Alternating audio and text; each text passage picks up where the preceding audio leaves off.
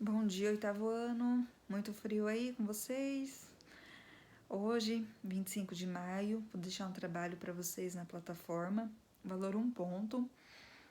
O trabalho vai ficar aberto até na terça-feira.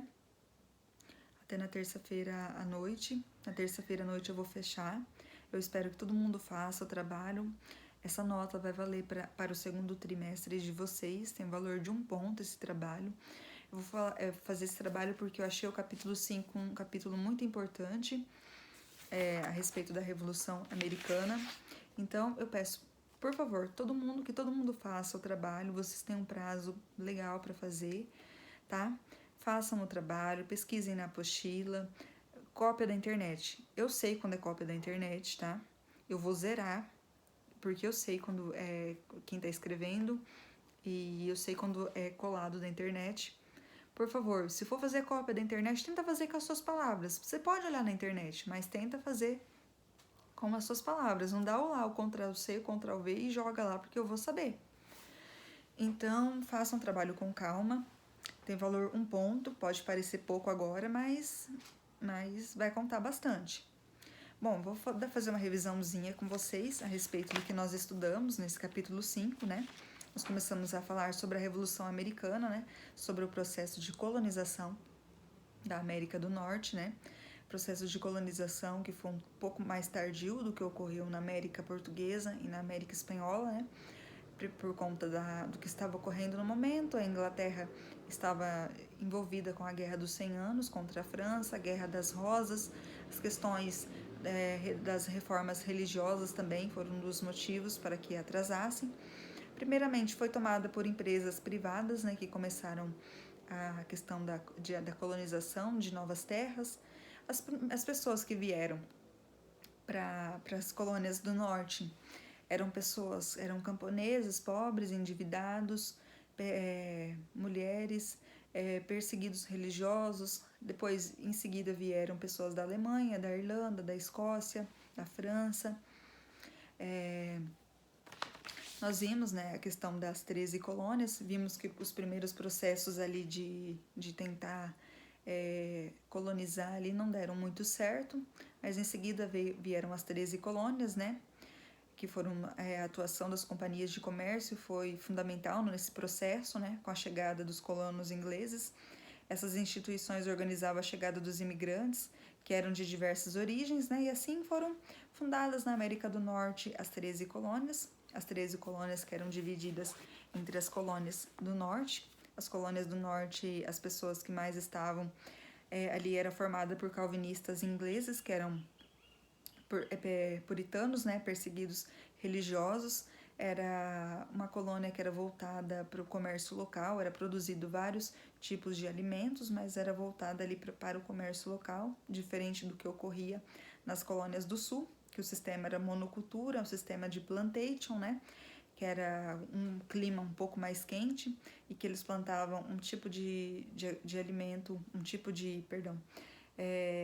um cultivo de cada vez, ou às vezes era o tabaco, ou às vezes era a cana de açúcar, ou às vezes era o algodão. Tinha um pouco a questão da escravidão era mais presente nas colônias do sul. Na do norte também tinha a questão da escravidão, por conta do comércio triangular, era mais voltado para as colônias do norte, que até nós falamos, até nós comentamos. Mas as colônias do sul tinham mais a questão da escravidão, era mais forte, né? Eles basicamente dependiam da escravidão, de buscar escravos na África para trabalhar nas colônias do sul, né? Para que ocorresse, né? As colônias do norte, que eu falei para vocês, era mais voltada para o comércio local, ali para o abastecimento deles em si, para o comércio deles ali, né? Não tinha essa ambição de tentar comercializar para fora, diferente das colônias do sul. Falamos, né, na página 288 a questão dos povos nativos, né? Consequentemente, quando chega num lugar onde tem os povos nativos habitando e chega um povo diferente, é inevitável que não vai ter um conflito, um choque cultural muito grande, né? Aqui fala que centenas de povos nativos já habitavam o local, sua diversidade era grande, eles estavam distribuídos em um vasto território, né? Fala a respeito desses povos, Essa população apresentava costumes e tradições bem diversificadas e a maioria delas praticava a agricultura e a caça como modo de sobrevivência, né? Foram bastante dizimados, né? Por conta desse choque cultural, né? Você ter que conviver com outros povos, né? Outros povos chegar numa região que é sua, né? Que até então você tá morando ali, você sabe, você conhece, e ter outros povos que chegam e dá aquele choque cultural e você, infelizmente, entrar em conflito. Nós falamos a respeito do comércio triangular, né? Que é um comércio entre 3 continentes, que é foi o comércio entre a América do Norte, a Inglaterra, que fica na Europa, e na África, né, na costa africana. Aqui no Brasil também teve essa questão do comércio triangular. Falei para vocês mais ou menos como que se dava esse comércio, né? Que de regiões da costa da África, como a Libéria, muitas pessoas escravizadas saíram para trabalhar nas fazendas das colônias americanas. A produção agrícola, como a cana-de-açúcar e o algodão, originadas nessas colônias, era encaminhada para a Inglaterra, né? Onde seriam transformados em produtos manufaturados, como tecidos, armas e rum. Para completar o comércio triangular, essas mercadorias eram enviadas à África e às colônias para serem vendidas ou para servirem como moeda de troca de escravizados, ou seja, lá na colônia do sul, né, nas colônias do sul era produzido tabaco, algodão, a cana-de-açúcar era mandado para a Inglaterra transformava o algodão em tecido, a cana-de-açúcar em melaço, né, o tabaco, ou em rum, o tabaco, e era voltado para a colônia para ser comercializado, para as colônias para ser comercializado, ou mandavam para a África para ser trocados por escravos, e os escravos serem enviados para trabalharem nas colônias como pessoas escravizadas, né, como trabalho escravo. O comércio triangular foi um dos principais modos de entradas de africanos nas colônias do norte da América, né? O trabalho escravo na região foi marcante principalmente na região sul das 13 colônias, né? Os escravos acabavam entrando nas colônias do norte, mas foi mais forte essa questão da escravidão nas colônias do sul, né? Principalmente na região do sul, até hoje sofre os Estados Unidos com essa questão do preconceito racial ainda é muito presente. Não que no norte não tenha, mas na região sul dos Estados Unidos é muito mais presente, muito mais forte. Falei a respeito da escravidão, né, na página 290. Dessa questão também foi muito presente, né, a escravidão. Esse choque também, esse choque cultural. Você imagina você ser tirado do seu continente, dos seus costumes e vir morar num lugar totalmente novo, totalmente diferente, com costumes totalmente diferentes, com uma religião que você não conhecia até então. A resistência também, que eles tentaram resistir por conta das questões religiosas, né? Na página 291, eu deixei alguns exercícios na plataforma, né? Para vocês responderem e depois passarem a limpo. O primeiro alguns ficaram em dúvidas, até me mandaram mensagens. Da página 291, eu peço que vocês peguem essa página para nós corrigirmos esse exercício, tá? Leia abaixo as frases que representam respostas, depois reflita e elabore uma pergunta referente a cada uma delas. Ou seja, você vai pegar, você lê essa resposta que já está aqui na apostila e você vai tentar elaborar uma pergunta para essa resposta. A resposta da letra A. Os Estados Unidos foram formados por uma população bastante diversa, prioritariamente de origem inglesa, mas também de origem alemã, francesa, irlandesa e escocesa. Pessoas de diferentes grupos sociais foram viver na região, entre elas aventureiros, órfãos, puritanos, mulheres, crianças, africanos, comerciantes e nobres. Ou seja, essa é a resposta. Como que vai ser a sua pergunta? Na minha apostila tá. Quais as origens das pessoas que migraram para a região dos Estados Unidos no período de sua formação? Ou seja, essa é a minha pergunta para essa resposta, tá? Quais as origens das pessoas que migraram para a região dos Estados Unidos no período de sua formação? A resposta vai ser: os Estados Unidos foram formados por uma população. Conseguiram entender? Até me mandaram na plataforma, né? Passou meio batido, mas agora eu estou explicando novamente. Por favor, preencham, não deixam de fazer, tá? Na letra B, A resposta: nas regiões norte e centro se estabeleceu um sistema produtivo de agricultura familiar e comércio local, enquanto na região sul se desenvolveu a produção agrícola em grandes fazendas voltada basicamente à exportação com o uso de mão de obra escrava. Como que eu vou colocar a pergunta dessa resposta da B? Na minha apostila está: quais eram as diferenças entre a colonização das colônias do norte e as diferenças da colonização das colônias do sul? Qual era a diferença da colonização das colônias do norte e qual era a diferença com as colônias do sul? Está perguntando qual que é a diferença da colonização das duas colônias. A letra C, a resposta é: quando os ingleses iniciaram a colonização, muitos povos nativos viviam na América do Norte. Entre eles, os Cherokees, Sioux, não sei pronunciar esses nomes aqui não, tá? Mas são os tipos de nativos, os tipos indígenas que viviam na América do Norte. Como que vai ser a minha pergunta? Como que eu vou elaborar essa pergunta?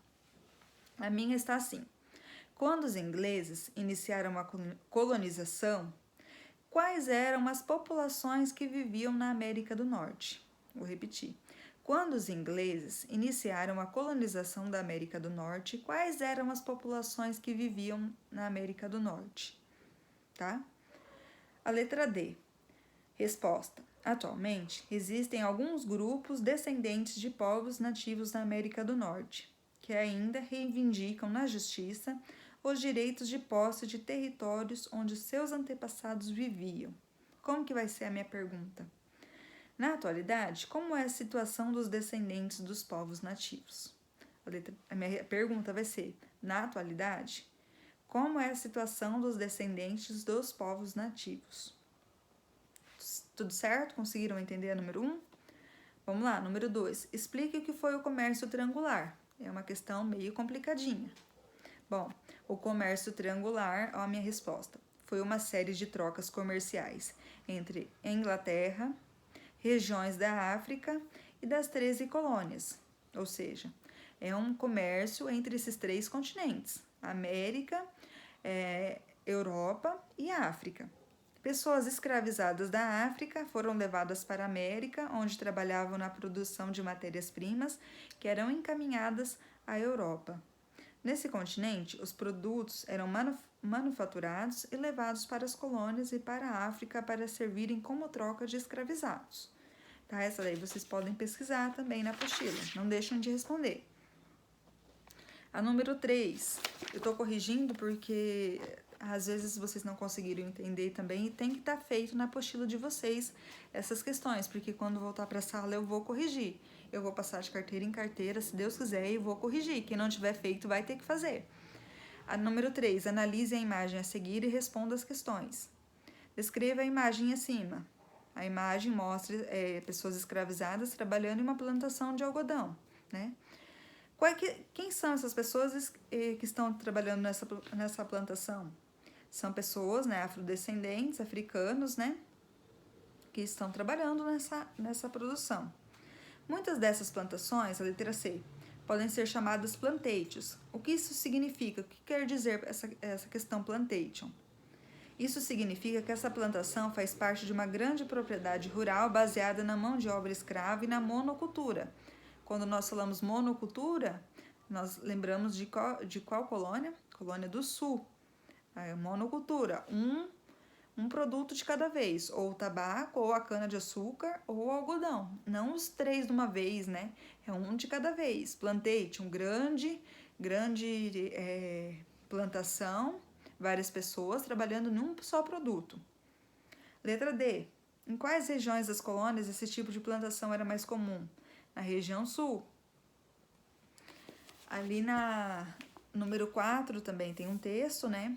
Aqui fala com a influência dos afrodescendentes abordado no texto. Eis aqui com vocês, espero que vocês tenham lido. A letra C é para vocês pesquisarem. Bom, os conflitos, né, entre os ingleses e os colonos, nós falamos a respeito da Guerra dos 7 Anos, né, que envolveu não só a Inglaterra, mas também as suas colônias. A Inglaterra acabou saindo vitoriosa dessa questão da Guerra dos 7 Anos, né? Contra a França, né? A Áustria e a Rússia. A Inglaterra acabou saindo vitoriosa. E eu lembro que eu falei para vocês, sempre que você entra em uma guerra, se for para vencer ou perder, vai vir as dívidas, vai vir as consequências. E, inevitavelmente, quem teve que pagar foi os colonos norte-americanos, que ficaram insatisfeitos com as leis que foram criadas. Lembra que eu falei para vocês que criaram a lei do selo, a lei do açúcar, a lei da moeda, ou seja, eles não podiam emitir dinheiro, eles só tinham que... o dinheiro, eles não podiam emitir, assim, produzir a moeda deles, ter a moeda deles, né? A questão do açúcar, eles só podiam comercializar com a Inglaterra. A questão do selo, tudo tinha que ter o selo da Inglaterra, até mesmo nas cartas de baralho, que nem eu falei para vocês. Mais para frente vem a lei do chá também, que eles não poderiam comercializar com outro lugar o chá, apenas com a Inglaterra, coisa que deixou eles bastante insatisfeitos. Daí falei para vocês na página 291 a questão dos problemas em Boston, né, quando as tropas inglesas invadiram, né, fizeram aquele massacre ali com os norte-americanos. Mais para frente gerou aquela situação a tensão acabou se agravando, né?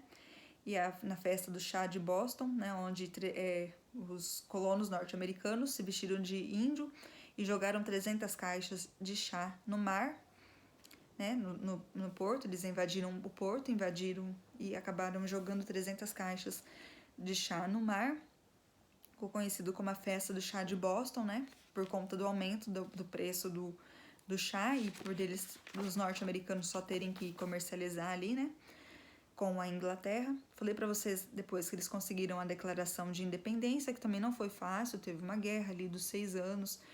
Lembra também que a França acabou ajudando os colonos norte-americanos, né? Falei para vocês, né, das primeiras conferências, a da Filadélfia, que não deu em nada, a segunda conseguiram, né? Mas também para conseguir a independência teve essa guerra, conseguiram a independência, né? George Washington, falei para vocês, foi o primeiro presidente dos Estados Unidos, né? Depois veio na página 299, 300 e 301 os exercícios para que vocês respondam também, né? Eu deixei na plataforma para que vocês respondessem. Aqui na página 302, nós falamos, não cheguei, acho que eu vi que depois faltou responder essa questão, né? Contradições pós-independência. Os ideais de liberdade propagados pelos adeptos da Revolução Americana não incluíam a total população que vivia no território estadunidense. Pessoas escravizadas e os povos nativos, por exemplo, não eram considerados dignos do direito à liberdade. Por isso, a independência dos Estados Unidos é considerada um processo permeado por contradições. Um exemplo dessa incoerência refere-se ao regime escravista mantido nos Estados Unidos após a declaração de independência. As pessoas que participaram do movimento a favor da autonomia política não queriam perder seus privilégios nem deixar de lucrar com o trabalho forçado dos africanos e afrodescendentes. Quanto aos povos nativos, as legislações também não garantiram nenhum direito, ou seja, conseguiram a independência, mas se esqueceram também dos povos nativos, esqueceram das pessoas negras que eram ainda escravizados. Legal, consegui minha independência, mas e esses povos? Esses povos também não tiveram direito a nada. No terceiro parágrafo fala: as terras dessas populações continuaram a ser exploradas e ocupadas continuamente, ou seja, esses povos indígenas viram as suas terras ainda serem ocupadas, não tiveram direito a nada. De fato, ao longo dos anos, essa exploração só se intensificou, principalmente com a política da Marcha para o Oeste, que estipulou a venda de muitas terras indígenas aos colonos, ou seja, esses povos indígenas acabaram sendo obrigados a vender essas terras aos colonos, né, aos colonos norte-americanos. Eles não tiveram outro modo, né, quando começou essa marcha para o oeste. Uma questão que nós vamos, não sei se esse ano nós vamos trabalhar, mas acho que provavelmente. Aqui no finalzinho fala que além dos escravizados e dos povos nativos, Outro grupo de pessoas ignorados no processo de independência foram as mulheres. Elas continuaram sem direitos de participação política. A conquista feminina pelo direito ao voto apenas foi efetivada nos Estados Unidos depois de um intenso movimento de luta das mulheres, as quais ficaram conhecidas como sufragistas no início do século XX, ou seja, as mulheres só tiveram esse direito nesse período de conquistar a independência. As mulheres também não tinham voz ativa para nada, nem ao voto elas poderiam votar, conseguiram a questão do voto só no comecinho do século XX. Aqui no Brasil nós conseguimos conquistar o direito ao voto só bem mais tarde ainda, para vocês terem uma ideia. Então, nós encerramos o nosso capítulo aqui, né? Eu resolvi fazer essa revisão. Eu vou deixar o trabalho para vocês na plataforma, para que vocês façam. Vou deixar esse período para que vocês... É um tempo bom para vocês fazerem um trabalhinho até terça-feira à noite. Terça-feira à noite eu vou fechar daí, daí vocês não podem mais fazer. Então, prestem atenção, fiquem atentos ao horário, por favor. Façam, tá? Ainda mais nesse período é importante, vocês estão tendo tempo, não venha falar, professora, eu não tive tempo por conta das outras matérias. Ó, uma coisa eu vou falar para vocês, quando é o horário da minha aula, é o horário da minha aula, não me mandem pergunta no horário dos outros professores, tá? Os outros professores, vocês têm que tirar dúvida com os outros professores, aula de matemática, aula de matemática, aula de história, aula de história. O trabalho, se vocês não conseguirem terminar durante o período da minha aula, vocês têm até terça-feira à noite para me entregar, tá? Não fiquem tentando fazer no horário da aula dos outros professores. Ainda mais às vezes quando vocês têm, por exemplo, aula de matemática e português. Não que história seja mais fácil, mas matemática e português, se vocês perdem a explicação ali, às vezes da hora, às vezes fica um pouco mais difícil para que vocês entendam, né? Porque a matemática, pelo menos para mim, é um pouco mais difícil. Então, por favor, acabou a minha aula? Acabou o trabalho. Vai fazer o trabalho à tarde, vai fazer o trabalho a hora que vocês tiverem tempo. Horário da aula do outro professor é do outro professor. Horário da aula de matemática é horário da aula de matemática. De português é português. Tá? Eu não vou tirar dúvida no horário do outro professor, uma que eu também estou em outra sala, tá? Então, prestem bastante atenção nessa questão. Fiquem atentos ao horário, tá? O trabalho vale 1 ponto, vai contar para o segundo trimestre de vocês. Prestem atenção na hora de fazer. Qualquer coisa vocês mandem dúvida no horário da minha aula, tá? Ou às vezes à tarde também eu posso responder as dúvidas que vocês tiverem, tá? Mas no horário da aula de outro professor, não me mandem mensagem que eu não vou responder, ok? Até mais!